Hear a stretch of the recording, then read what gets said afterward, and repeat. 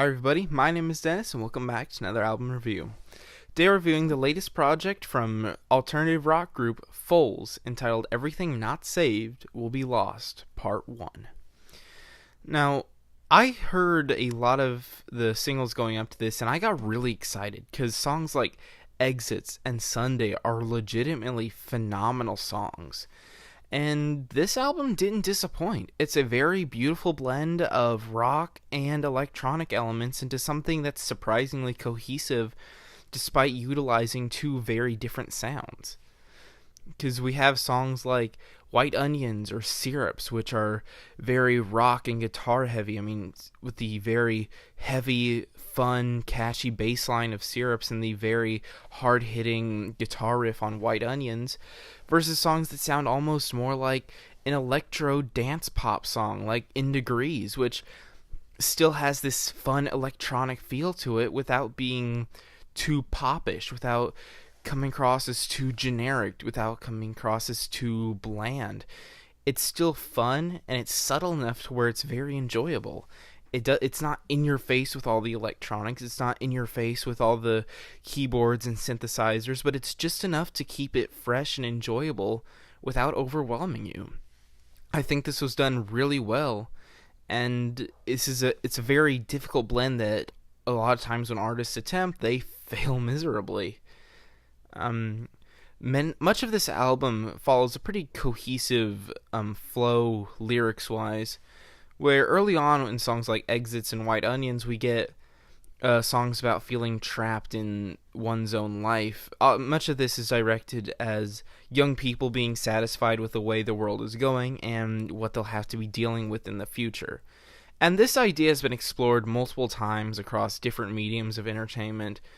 And at first, I was a bit put off by this because it seemed like they didn't really add anything new to the table. I mean, a lot of what they're saying was fine. I didn't think it was bad per se, but it was kind of just pointing out, this is bad, and I don't like this. And it almost seemed like it was a complaining spirit without really offering any so what or any real, not even necessarily a solution, just some sort of deeper thought into it.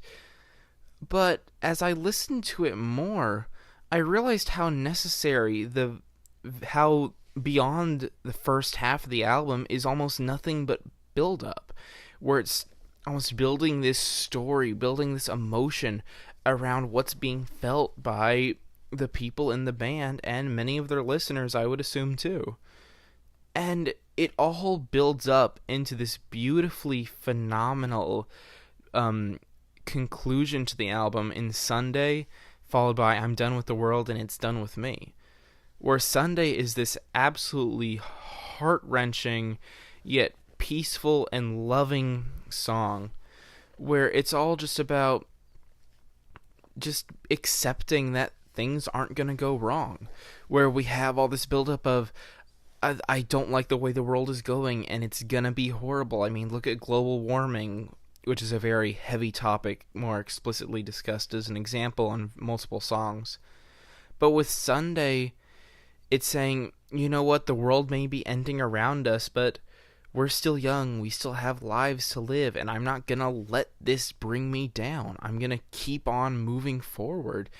And it's delivered in such a beautiful way that is a very, very powerful and emotional vocal performance across some really beautiful pianos and some really just top-notch production. And concluding with I'm Done with the World and It's Done with Me is even more of a ballad than the last, where it's kind of acknowledging that this further extent where Sunday was said, I'm going to embrace the world even though it's getting worse, is saying, you know what, screw it, I give up, and that's fine even if the world gives up on me too, because there's nothing I can do to stop it. And to me, this almost leaves it like a cliffhanger for a way into part 2, which is coming later this year, which I'm definitely going to be looking forward to, even though I heard it's going to take on a different style from this one. But this album really just had track after track of amazing songs. I mean, granted, the intro, Moonlight, to me the vocal performance was a bit awkward and stiff, and I didn't care for that as much. And Cafe d'Athens, I thought The production was interesting, but overall, a lot of the novelty wore off over multiple listens, and it just doesn't stand out as much as time goes on. But even these songs aren't bad per se. They just don't compare to a lot of the amazing music around it. I mean, look at something like On the Luna, where it's talking about like looking back to when that you were a kid and you were like just your head was so far away, it was on the moon, how you just had this state of bliss, and even though it may have been ignorance, it was bliss nonetheless.